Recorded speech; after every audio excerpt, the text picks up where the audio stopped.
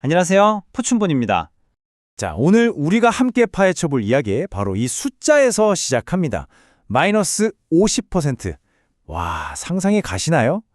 AI 시대의 미래를 이끌 거라고 모두가 그렇게 믿었던 한 유망한 기술 기업이요.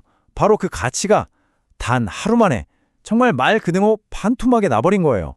아니, 도대체 무슨 일이 있었길래 이렇게 잘 나가던 관계가 하루아침에 무너져 내린 걸까요? 오늘 저와 함께 그 이유를 하나하나 파헤쳐 보시죠. 이 충격적인 사건을 제대로 이해하려면요.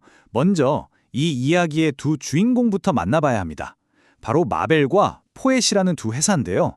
이 두뇌 아주 강력했던 파트너십, 거기서부터 이야기를 시작해 볼게요. 여러분, AI가 똑똑해지려면 뭘 먹고 자랄까요? 바로 데이터죠. 근데 이게 정말 어마어마한 양이라서요. 데이터 센터 안에서 이 데이터들이 막힘없이 쌩쌩 달려야 하거든요. 데이터 고속도로에 꽉 막힌 교통체증, 즉 데이터 트래픽 잼이 생기면 아무 소용이 없는 거죠. 자, 바로 이 문제를 해결해줄 핵심 기술이 뭐냐? 바로 빛으로 데이터를 쏴주는 광통신 기술입니다. 그래서 마벨과 포엣이 정말 환상의 짝꿍이었던 거예요. 한번 보세요. 마벨이 똑똑한 두뇌 역할을 하는 거죠.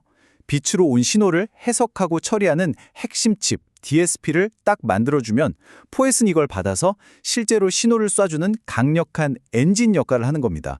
그것도 아주 작고 전기도 적게 먹는 효율적인 엔진이었죠.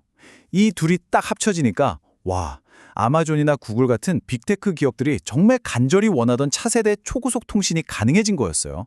그런데 말이죠. 이렇게 완벽해 보였던 파트너십이 정말 한순간에 무너져 내립니다. 지금부터 그 충격적인 주가 폭락 뒤에 숨겨진 진짜 이유를 파헤쳐 보겠습니다. 자, 여기 타임라인을 한번 보시죠.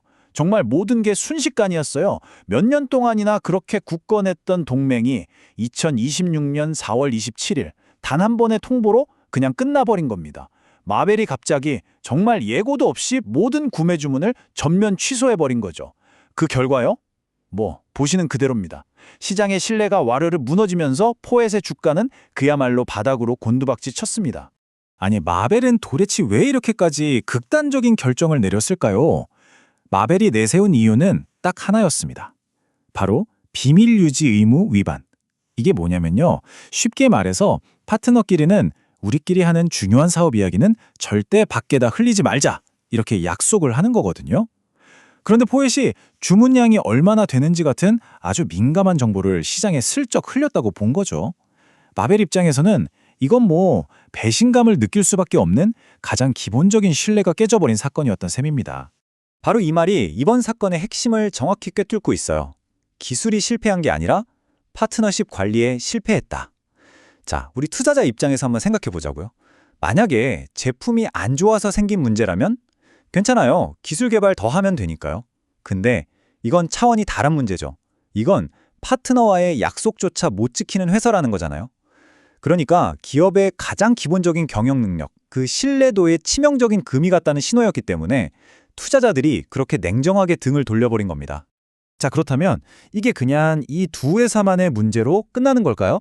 절대 아니죠. 이 사건은 시장 전체에 아주 중요한 신호를 보내고 있습니다. 시장이 우리에게 보내는 신호는 아주 명확해요. 첫째, AI의 광통신 시장이 끝난 게 절대 아니라는 겁니다. 수요는 여전히, 아니 오히려 더 뜨거워요. 이건 산업 전체의 위기가 아니라 포엣이라는 딱 한 회사의 문제였다는 거죠. 그리고 둘째, 시장이 이제 훨씬 더 똑똑해지고 있다는 거예요. 이 사건을 계기로 투자자들이 이제 진짜와 가짜를 가려내는 옥석 가리기에 본격적으로 들어간 거죠. 그러니까 예전처럼 우리 기술이 최고예요. 이런 말만 믿는 게 아니라 그래서 누구랑 확실하게 계약했는데요. 이걸 훨씬 더 중요하게 따져보게 됐다는 뜻입니다. 자, 이 차트를 한번 같이 보실까요? 영향이 어떻게 갈리는지 한눈에 들어오죠. 여기 맨 왼쪽에 포엣, 치명적인 타격을 입은 게 보입니다. 그런데 바로 옆을 보세요.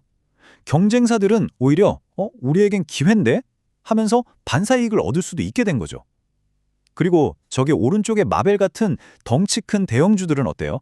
거의 흔들림이 없어요. 아, 리스크가 이런 소형주에 확 쏠려 있구나 라는 게 명확하게 보이는 대목입니다. 자, 그럼 이 모든 상황을 종합해서 현명한 투자자인 우리는 앞으로 어떤 전략을 가져가야 할까요? 그게 제일 중요하겠죠? 이 표를 보시면 딱 정리가 됩니다. 먼저 사건의 성격, 비체계적 리스크라고 되어 있죠? 말이 좀 어려운데 아주 쉽게 말하면 업계 전체가 아니라 딱 그 회사 하나만의 문제라는 뜻이에요. 그러니까 우리가 분산 투자만 잘해도 충분히 피할 수 있는 그런 위험이라는 거죠.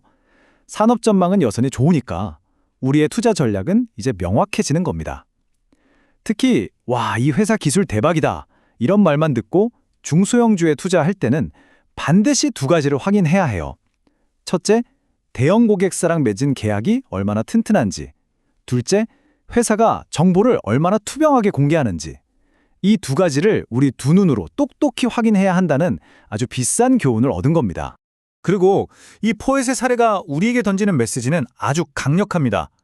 요즘 같은 AI 골드러시 시대에 반짝이는 기술력만큼이나, 아니 어쩌면 그 이상으로 그 회사가 얼마나 성숙하게 운영되는지가 정말 중요하다는 걸 보여준 거죠. 그래서 제가 항상 강조하는 말 있죠. 좋은 기술보다 더 중요한 건 믿을 수 있는 파트너입니다. 결국 AI 시대에 투자라는 것도요, 기술에만 하는 게 아니라 그 기술을 움직이는 사람과 그들 사이의 신뢰에 투자하는 것과 같다고 생각해요. 오늘 제가 들려드린 이 이야기가 여러분의 투자 여정을 밝혀주는 지혜로운 등불 하나가 되었으면 좋겠습니다.